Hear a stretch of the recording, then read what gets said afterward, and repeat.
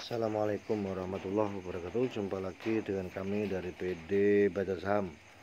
Dengan percaya diri, kita berharap bisa mendapatkan cuan di pasar saham secara istiqomah, hasilnya barokah dan manfaat untuk sekeliling kita. Kalau channel ini bermanfaat, silahkan like, komen, dan subscribe sebagai bentuk sedekah cuma-cuma tanpa bayar sepeser pun. Yang sudah subscribe, terima kasih ya.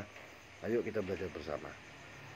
Teman-teman, kali ini kita akan coba mengulas satu pertanyaan dari salah satu komentator. Saya lupa namanya, tapi menarik untuk kita pelajari.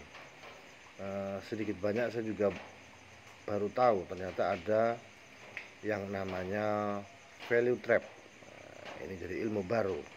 Kita cari-cari, kita pertimbangkan, dan sudah diwanti-wanti oleh Bursa Saham Indonesia terhadap value trap. Apa sih value trap itu? Itu yang perlu. Value trap itu adalah jebakan harga yang biasanya ada pada saham-saham yang murah. Nah, saham yang murah itu bisa jadi dua kemungkinan. Pertama adalah sahamnya murah karena memang murahan. Yang kedua, sahamnya murah, sedang murah, tetapi semestinya harganya mahal. Nah, murah yang mana yang harus kita pilih? Kalau murah yang pertama, kira-kira kita nunggu bertahun-tahun, hasilnya sama saja, investasi tidak bertumbuh. Tapi kalau dipilih yang kedua, boleh jadi ada peluang capital gain, dimungkinkan juga ada dividen. Oke, itulah mengapa kita harus belajar value trap.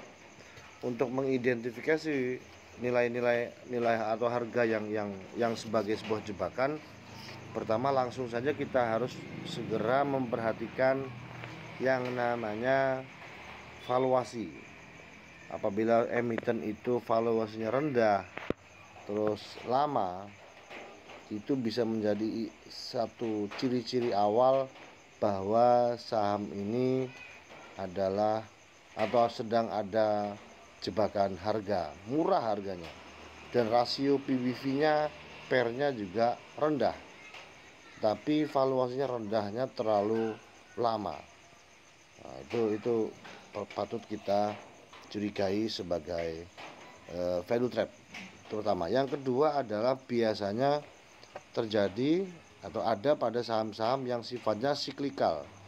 Siklikal itu apa sih? Siklikal itu adalah emiten yang bergantung pada naik turunnya harga komoditi tertentu, misal atau berdasarkan keadaan ekonomi pada suatu waktu. Misalkan saja perusahaan-perusahaan yang bergerak di bidang kelapa sawit, kemudian batu bara, minyak mentah, dan seterusnya. Itu termasuk kategori perusahaan-perusahaan siklikal.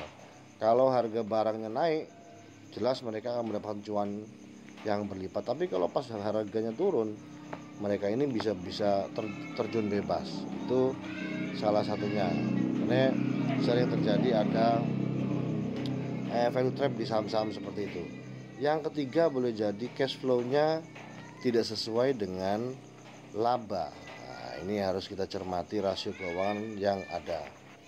Yang terakhir, tentu kita harus juga perhatikan ada atau tidaknya katalis pada emiten tersebut. Semakin jarang ada katalis yang ada, semakin daya katalis itu daya dongkrak ya. Daya dongkrak. Kalau tidak ada sama sekali, misalnya ada investor masuk atau ada penambahan modal atau aksi-aksi buyback, itu sebagai satu bentuk katalis. Kalau tidak ada alamat, itu adalah salah satu jebakan harga atau value trap. Itu yang saya pahami ya.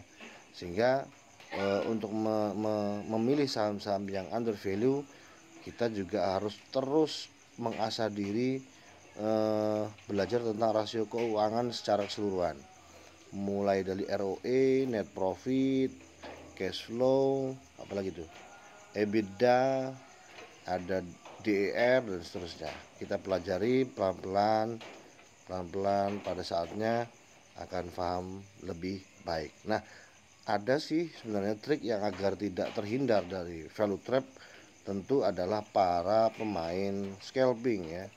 Pemain scalping ini cenderung akan terhindar dari value trap. Kenapa?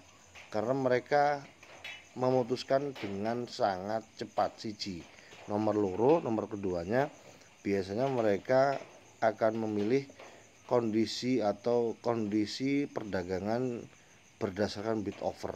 Nah, kalau ternyata offernya kebesaran, jelas mereka tidak akan masuk. Kalau bidnya yang besar, biasanya para scalper ada di situ ya. Oke, silakan dicermati baik-baik. Kalau ada yang salah, boleh kasih kolom komentar. Komentar Anda berarti untuk perkembangan kita bersama. Itu saja. Kurang lebihnya mohon maaf. Assalamualaikum warahmatullahi wabarakatuh.